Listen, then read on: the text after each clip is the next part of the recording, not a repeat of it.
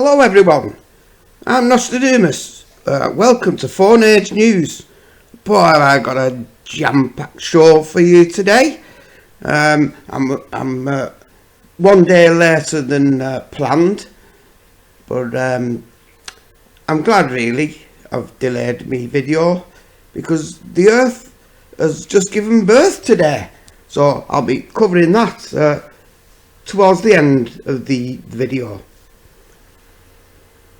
I hope some of you enjoyed the Perseid meteor shower over the last few nights. This is a depiction of the all the fireballs at the peak on the 12th of August, showing 146 total fireballs during one 24-hour period. I did spot a couple myself, a nice fiery bright orange one and a lovely bright green one. Couldn't really call them fireballs, but they was very beautiful and a joy to behold.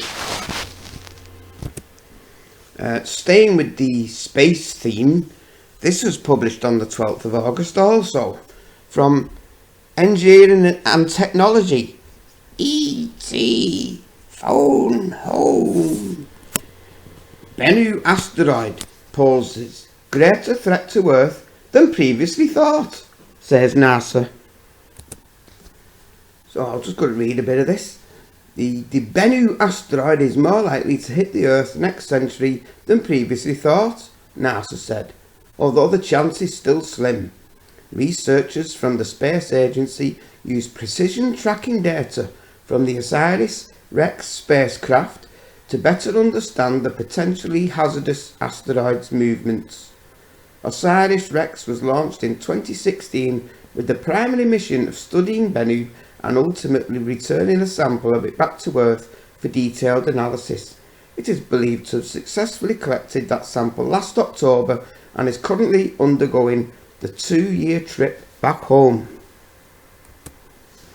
With a firmer understanding of its path, NASA scientists now believe the odds of Bennu striking the Earth have risen from 1 in 2,700 to 1 in only 1,750 over the next century or two. In 2135, it will make a close approach with Earth, although it will not pose a danger at that time. NASA said scientists will need to get a grip on its exact trajectory during the encounter in order to predict how Earth's gravity will alter the asteroid's path around the Sun and affect the chances of an Earth impact. Well, by 2135, the Earth's going to be scorched anyway, so it won't bloody matter whether it hits us or not, really, will it? The researchers believe that 24th of September 2182 is the most significant single date in terms of a potential impact, and although the chances of it hitting Earth are very low, it remains one of the 2 most hazardous known asteroids in our solar system, along with another asteroid called 1950 DA. The precision measurements on Bennu help to better determine how the asteroid's orbit will evolve over time and whether it will pass through a gravitational keyhole during its 2135 close approach. These keyholes are areas in space that would set Bennu on a path towards a future impact with Earth if the asteroid were to pass through them at certain times due to the effects of Earth's gravitational pull. The orbital data from this mission helped us better appreciate Bennu's impact chances over the next couple of centuries and our overall understanding of potentially hazardous asteroids. An incredible results, said Dante Loretta, OSIRIS-REx's principal investigator and professor at the University of Arizona. The spacecraft is now returning home carrying a precious sample from this fascinating ancient object that will help us better understand not only the history of the solar system but also the role of sunlight in altering Bennu's orbit, since we will measure the asteroid's thermal properties at unprecedented scales in laboratories on Earth. I wonder if they've taken into account that they may have changed its orbit by landing on it. Just look at all that smoke over the North Pole. They're calling it an apocalypse, you know. Oh, and just in case you thought there was enough joking hazardous smoke going up into the atmosphere, here's a video from the world's largest tyre dump in Kuwait.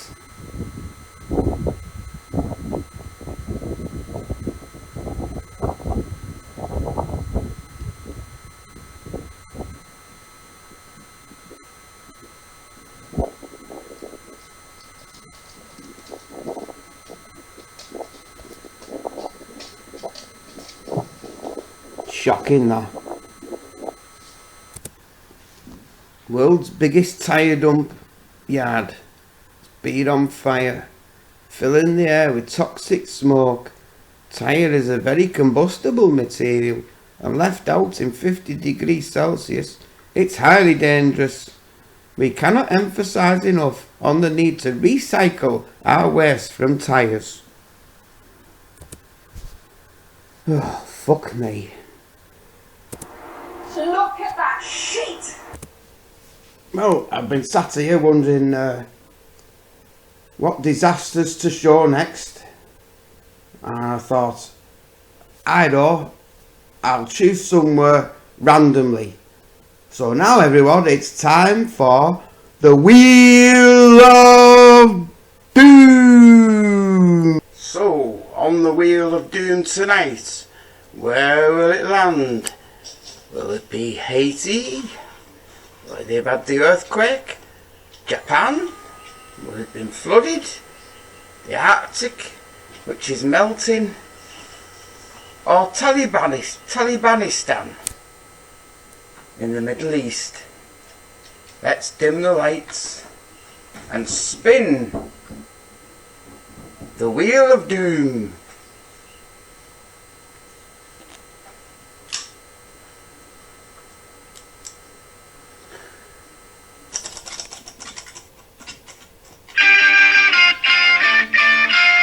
It's Japan! Well, as some of you may know, Japan's been under an atmospheric river for the past week or two.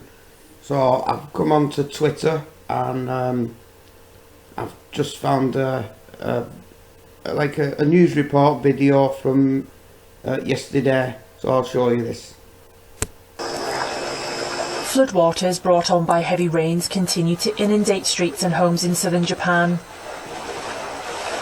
Torrential rains lashed much of Japan on Sunday, submerging roads and buildings in the western part of the country, while 3 people were feared dead after a landslide in central Nagano prefecture. As of Sunday morning, the rain had stopped in much of Kyushu, even as Tokyo and other parts of the country were pounded by the downpour. In Takeo, a city in Saga Prefecture in Kyushu, entire roads were submerged as rescue workers in wetsuits dragged inflatable boats and surveyed the damage. Local residents carried broomsticks and buckets and waded through knee-deep water. ショックでしたね。もう熊本地震も一応体験したんですけど、なんかこう違う意味で心に残ったかなって思います。 A level 4 evacuation warning, the second highest alert, was still in place for Takeo and nearby towns for about 18,380 households. I've just found another video. They reckon they evacuated over 1 million people in Hiroshima area. So they've been absolutely piddling it down. Anyway, here we go.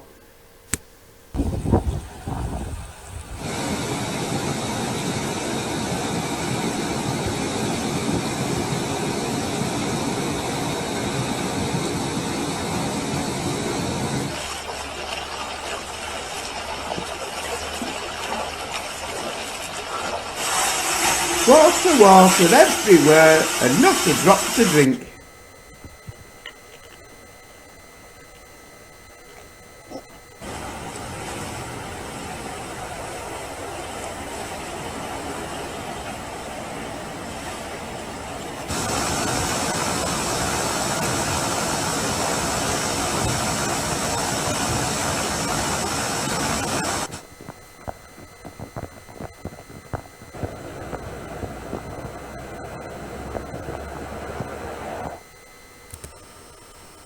Well, now I've come over to Venture Sky and I've rewound the clock 10 days back to the 6th of August, and I'm going to play the animation 3-hour intervals showing just how much rain Japan's had. I'll run it through to the present and then let it go a few days into the future forecast. I just hope it's not too jerky. So we'll try it. Here we go.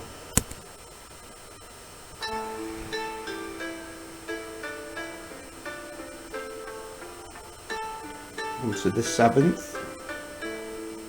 Tokyo's getting a lashing. Just watch Hiroshima on the southwest, sorry. They've got hit pretty bad apparently. The tropical storms. Oh, that's a rainmaker, that one. To the 9th of August now.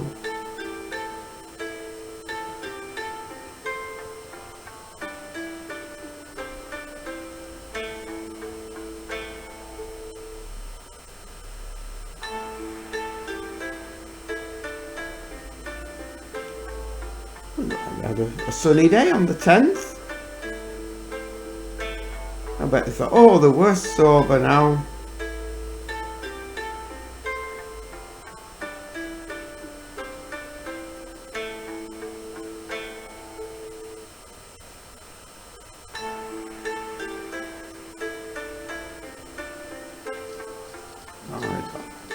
Really heavy thundery downpours on the 12th,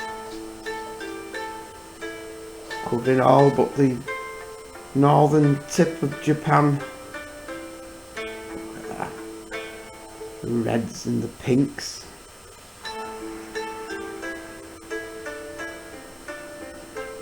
Just one deluge after another.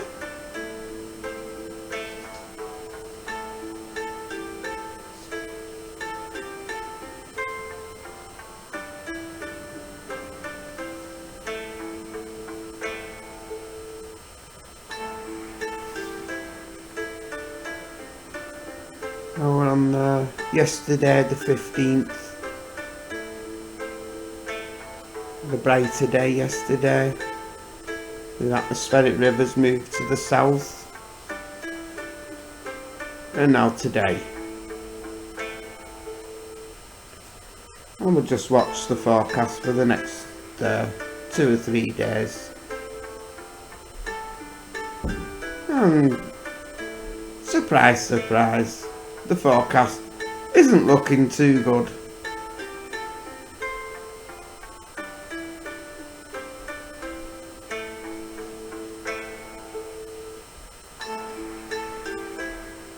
And the forecast for the 18th.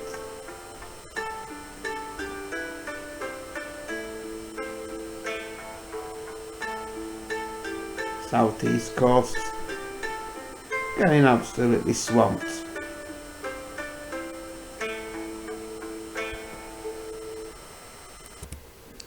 Right, staying in the Japanese region, as I mentioned at the beginning of the video, the planet has a new arrival. Fukutoku Okanoba volcano, new island born in the Pacific, and this is from 4:20 today. I don't know how old the actual new island is when it started. It is news to me. A new island was born in the Pacific Ocean over the past weekend.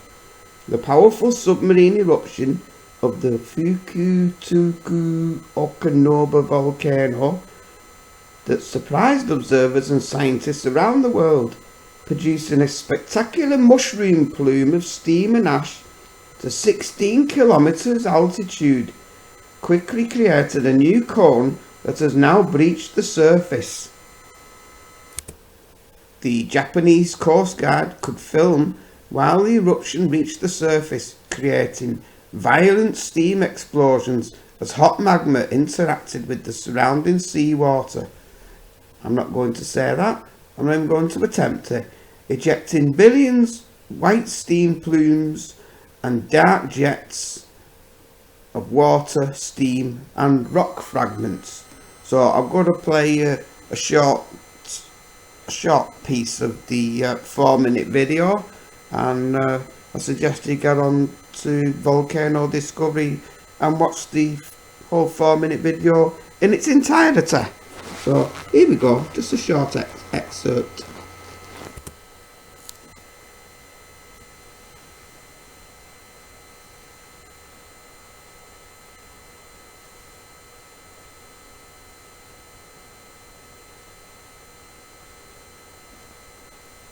Excellent, haven't it? It's already formed a small island. I bet China's laid claim to that already. Nah, there's just a little bit more of it taking shape. Right, let's crack on to earthquakes. I've not covered earthquakes for a while. The whole of the Pacific plate's been rocking and rolling for the past week or two. There's never been so much high activity. If you could see where my mouse is, I'm not going to move it because it makes an awful sound, and I don't want to ruin my video. My microphone's right next to my mouse, so but that's where the new volcano is, in that area there. I think it's between those two earthquakes on the plate boundary. But we've had 6s and 7s all over the place. The highest activity being to the South Sandwich Islands. Or the amount of energy that's been coming out there, it's been absolutely incredible. And that's besides the Alaska quake and the Haiti plate quake, and the one in the West Pacific also. Yeah, here I'm just focusing on the area, the South Sandwich Islands, all 4.5 magnitude or higher in the past month, and 666 earthquakes. Right, carry on. We just forget about that. I've put the largest first, and it all kicked off on the 29th of July, with a massive 8.2. And since on the 12th they had an 8.1, that was just the other day, and a 7.5. Why is Haiti on here when I'm focused on that area? No. Oh, sorry, I'm moving my mouse. I'm probably making a horrible noise. Hang on.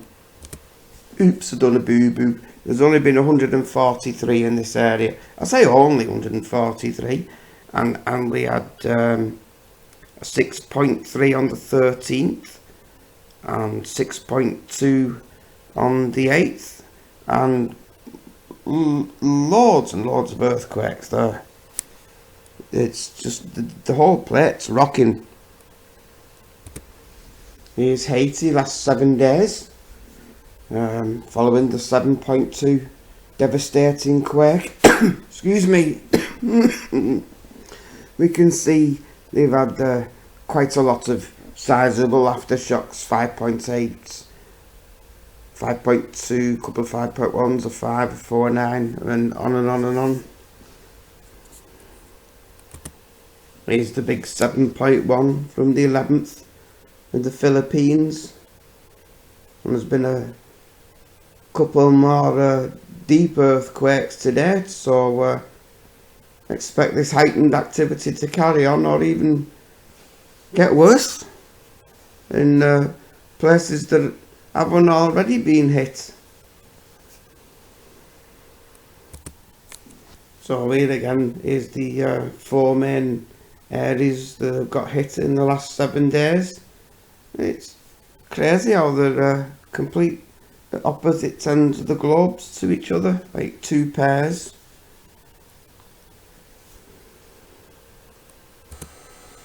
Absolutely crazy number of earthquakes at South Sandwich Islands. Look at that for a stack in the past 7 days. And it's still going, it's still getting it in with 6s today. Wow. Oh, is that the time?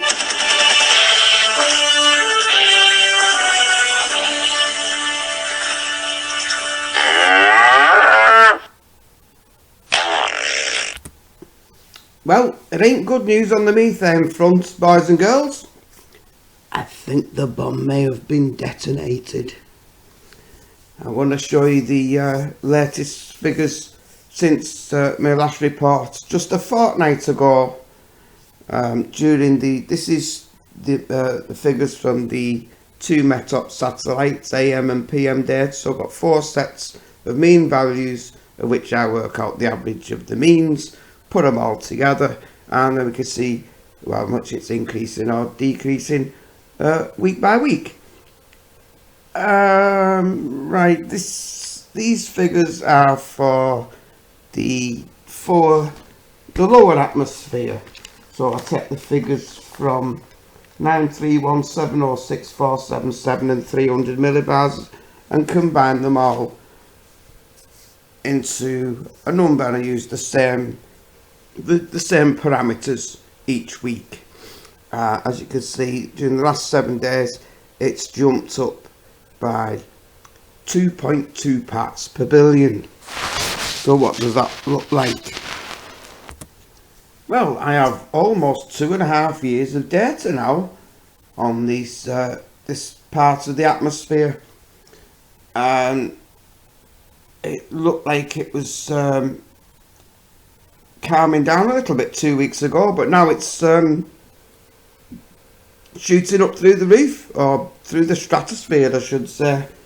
I've put a couple of lines in there to indicate what it was doing at this time of the year in 2019, and the other line down the middle what it was doing last year in 2020 during August. So in 2019 we can see we still got a little bit to go, and then it fell down, and then we had the little springtime rise, and then followed by fall, and then up during the summer of last year. And this quite similarly goes along with the graph shown by NOAA. We have the 2 peaks during the seasonal fluctuations of methane. Last year it carried on going up a bit more for longer than it did in 2019 before it dropped down again. But this year we seem to be exceeding all craziness. Looking at the way it's going, and I'm going to show you why in a minute, because it doesn't stay in the lower atmosphere, it goes up. This graph's just plotting exactly the same numbers as the previous graph, but I've put it together so it's showing you how much higher it is this year than it was last year in red, and in 2019 the blue. Well, you can see how the sharp uptick at the moment, and it's diverging away from last year's numbers. Right, if you're easily scared, I suggest you skip the next bit of this video. These are the numbers for the upper atmosphere, comprising data from the satellites of 477, 300 and 151 millibars all combined. My last report on beginning of the month, I had figures for the 31st of August 1904.3. Last week I was at 1905.1. As you see, we've been ticking away, just rising up as it does. But the latest figures are 1910.6, a jump of 5.5 parts per billion over the whole of the upper atmosphere. This is not just one reading off one satellite, this is off 3 readings from both satellites, AM and PM. 12 sets of data which average out at a jump of 5.5 parts per billion in 7 days. Do you want to see the graph? Well, here you are. This graph is just showing the last 12 months. So on the left hand side is where we were August 2020. The blue line is my average data, and the red line is just it smoothed out. Oh, hang on, it doesn't seem to fit on the screen. Well, let me just try and fit it on. Oh fuck. I swear I'm not fucking with you. This is what the methane's doing in the upper atmosphere right now.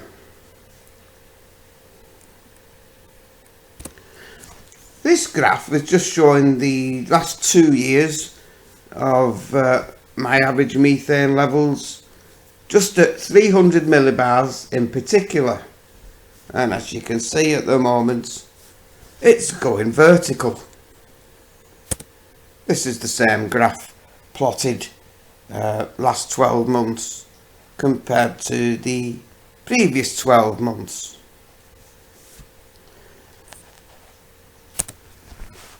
Now, what I forgot to mention, going back to the combined 477, 300 and 151 millibars, which this graph is showing, is that most of the rise has been at the very top of the atmosphere at 151 millibars. Now what I'm going to do before my next video is I'm going to do a graph like I've done for the 300 millibars, but just for the 151. That should be very extremely revealing, because in the last 7 days, 3 out of the 4 sets of data from the 2 satellites, AM and PM, 3 out of the 4 registered an 8 parts per billion increase in the last 7 days. So I'm going to get to work and do a graph just for 151 millibars, and I'll probably be shocked myself when I've done it. But hey, oh, it's not looking good, kids. This is where I get my data from, the NOAA website. The highest mean reading at the weekend was from the Metop 1 satellite, also named Metop B. The AM reading on Saturday the 4th, I was to take the readings from the Saturday's 14th, was 1,948, and the previous Saturday on the 7th it was just what was it? Hang on a sec. Just getting the papers. It was 1941, so that's showing an increase of 7 parts per billion. This is at 300 millibars.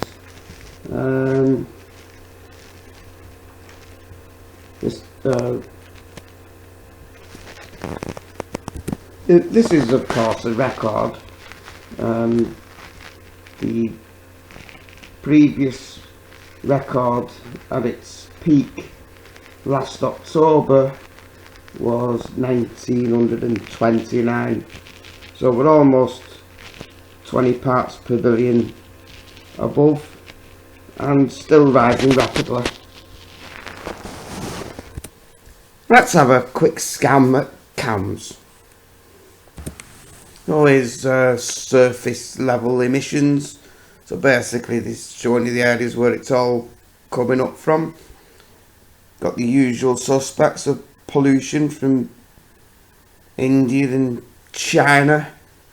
It's the Arctic where you've got to keep an eye on for natural emissions rather than man-made. Right, it's the man-made stuff that's causing the natural ones, isn't it? Just show you this latest bit from CAMS. This is at 300 HPA, which is roughly equates to 300 millibars. Polar view, obviously. You can see between latitudes 20 and 40 degrees north, it's basically off the scale, circumferizing, what's the word, I don't know, half the globe in off the scale figures. Oh, tune in next week for a darker coloured picture, unless they change the scale in the meantime so that you can actually see what the numbers really are. Do you want to know what really puzzles me? Is why isn't Mount Everest called K1? Right, I think I've been on a while now. There's a couple more things I want to touch on before I go. I just want to talk about this because it's really pissing me off. Scotland decides 4-year-olds can choose new gender at school without parental consent. Now I think this is absolutely disgusting, along with the planning to vaccinate all young kids as well that do not need it. Benefits outweigh the risks. My fucking arse, they're at no risk from any virus if they're under 18. Yeah, they want to jab 4 and 5-year-olds and turn them into it rather than letting them live their life as boys and girls and grow up and decide for themselves, and give them bloody puberty blockers and offer them bloody transgender fucking surgery before the brains have developed and they can't decide for themselves. The Scottish Government has issued new guidelines to primary schools allowing 4 and 5-year-olds to change genders and decide without parental consent what they want to be called.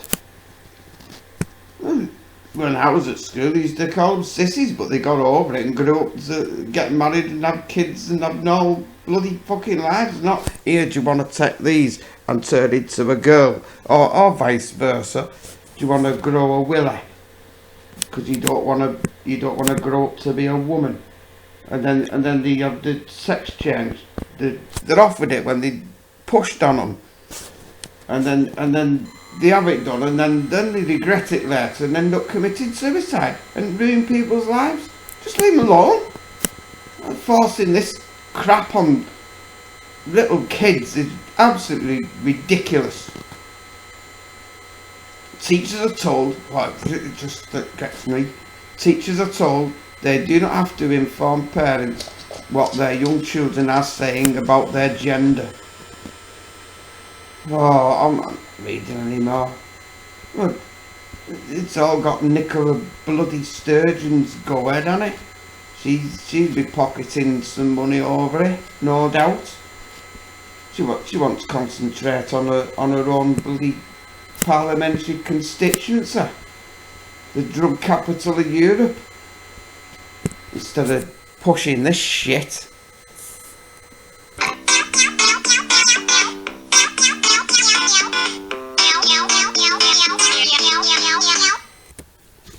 A quick overview of the tropical storm situation.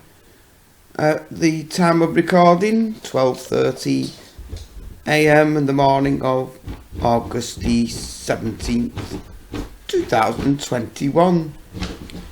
As you can see at the moment, we have Grace, which is not that powerful yet, but it looks to be giving South Haiti a good soaking as it passes by.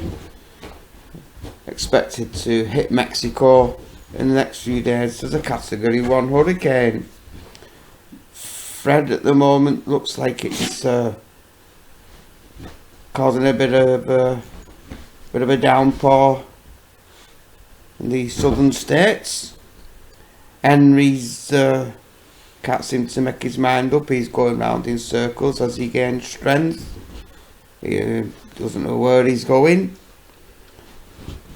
Linda, she's chilled out a bit after reaching Category 4 strength out at sea. She's heading into the North Pacific Ocean. And we've got this one here. He's called 16W. And he's gonna reach hurricane strength just before slams into Taiwan, and it'll probably do a turn and give Japan some much needed rain later next week. Last and not least, I'm going to venture into the realms of conspiracy. Now, I have been meaning to show you this before, but I'm only just getting round to it now. You may have heard of it, you may have seen it, but if not, I'm sure you'll find this very interesting. Deagle organisation predicts massive global depopulation of 50 to 80% by 2025. Now, I'm not going to read all this.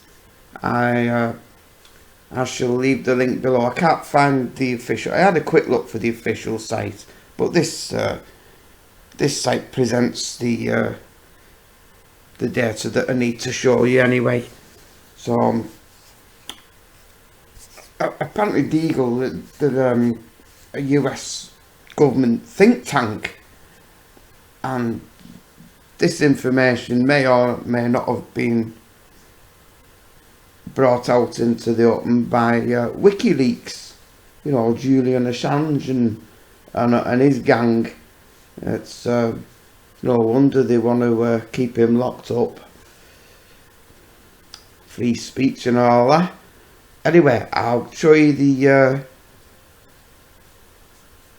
what these people expect some certain countries' population to be by 2025, and I'll let you make your own minds up how they come to these conclusions and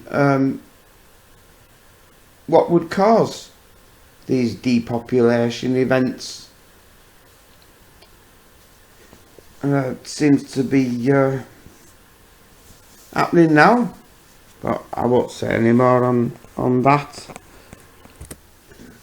So according to the projections, any Canadians out there? Hello, Canada.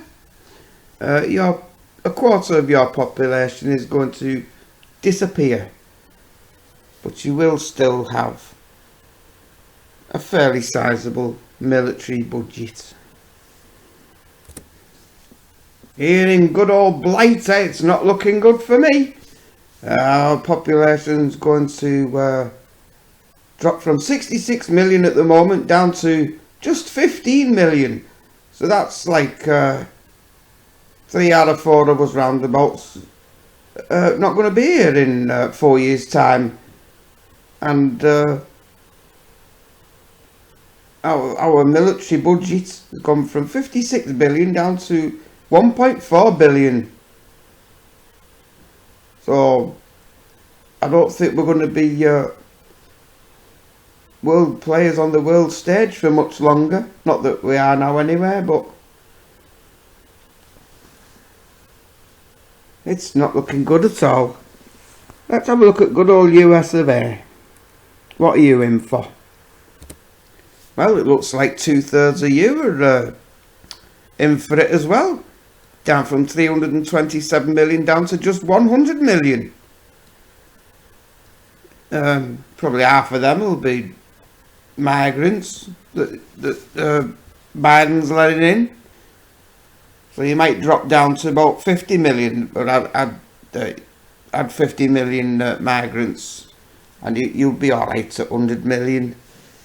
Your military budget's down to about 5% of what it is now, so you'll no longer be a military superpower by 2025.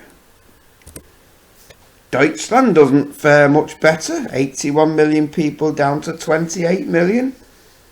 That's not quite as bad as the UK. It's still pretty grim. Vive la France! They're not doing too bad. They're less than half the population and still got a pretty decent military budget at 11 billion. I might do the opposite of what the migrants are doing here in the dinghies coming over from Calais to Britain. I might jump into one of their discarded dinghies and sail the other way, because I have a better chance in France than they have in Britain, according to this. Yeah, down in Oz, they're not too bad. They only lose 25% of the population, down from 23 down to 15 million. So it'd be alright if you're in the outback. I wouldn't fancy your chances in the cities. So I'll leave the link to this in the description box, and it's well worth the hunt for the original document that they all came off. But I have heard that there's been alterations to it, so that sniffs of a bit of a cover up to me. So maybe it's pointless trying to search it out now, because this has been out for quite a while, as I said, and I've been meaning to show it before. Well, I've just got round to it and I thought it might be interesting to it's certainly a crazy world we're living in, and it's getting crazier day by day. It's just unbelievable. I sometimes wonder, am I actually physically alive, or are we all just like brains in black boxes being fed sensory information? It's possible, you know. We could be living in a matrix. I think we are. I can't believe this world, this planet anymore. It's just going totally potter. I'm going to leave it there now for now. I'll be back. I've got to do me 151 millibars cow fat graph. So we'll look forward to seeing that, won't we? And you all look after each other and spread peace and love. And I'll see you all next time, if there is a next time. And okay, bye now. See ya. Ta-da.